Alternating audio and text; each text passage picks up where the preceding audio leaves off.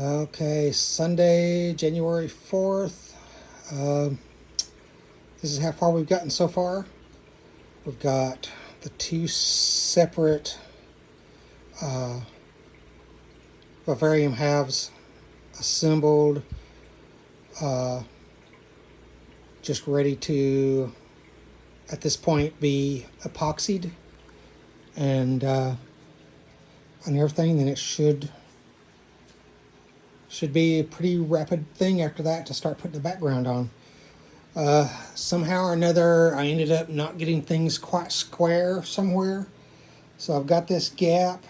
Not terribly worried about it because I can put a cover over that and seal it up with epoxy last thing. I'll just do it all the way around. I've added a couple of bulkheads on each half to be able to drain the water out from underneath this thing. It's going to come straight through an RO system, get pumped up through the mist system and the rain system, and this way I don't have to worry about trying to get in here and siphon anything out. I can just let it drain. And I picked up these supposed to be 3/4 inch bulkheads. I'm pretty sure that they've ended up being 1/2 inch. But I also went ahead and drilled and sunk in a little bit for the head of these, and it's gonna sit pretty flush. It'll raise up just a little bit once I put the O-ring underneath it, and then all 4 of these will end up getting connected in a pipe that's going to run right underneath here so that it's up way out of the way, and then I'll come over here and drain into my drain line and go out to my sump. I've also added lights that are going to be underneath the aquariums so that whenever I need to access my items in storage, I can turn these lights on with a remote and pull everything out so that I can more easily see it, because this overhead light's not always going to be on. This is just going to make it easier for me. I had the lights, might as well use them for something. I've got an outlet bar underneath for any kind of electrical items. I've also got one up top. You can barely see it right there. I've got my ventilation system fan installed. I've got to put a foam ring around this where it goes through the ceiling just to kind of seal that off.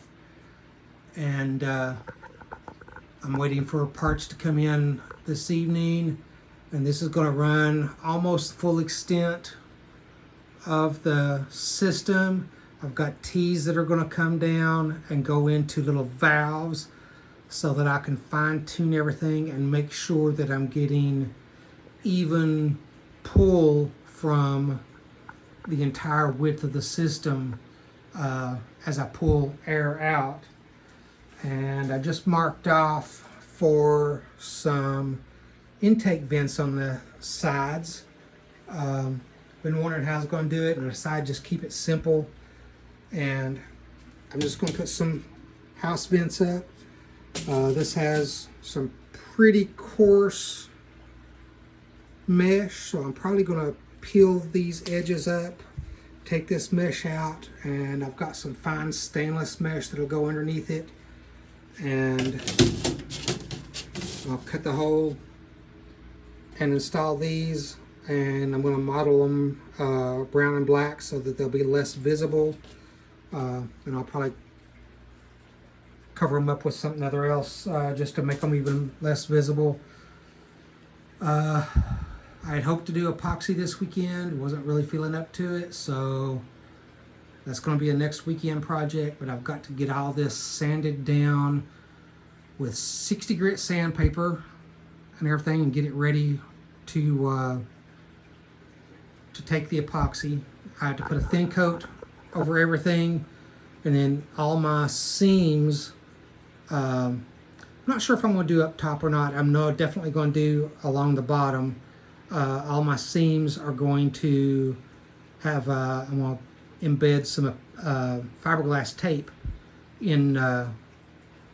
into everything, just to add a little bit extra strength, because this thing, as I move it around, I don't want to take a chance on cracking the epoxy. I've still got some filling in some little spots here and there, but overall I'm pleased. This is going to be the lip that's going to sit right on the edge of the aquarium, and it's going to come almost out to the total lip of the aquarium. I'm debating on whether or not to try to round this off and everything, but I've got, this is going to sit right on the edge of the aquarium on this side, you know, all the way around, and then I'm going to get some track that will go up the side over my top trim, and it's going to be fastened to the top of the aquariums for my sliding glass.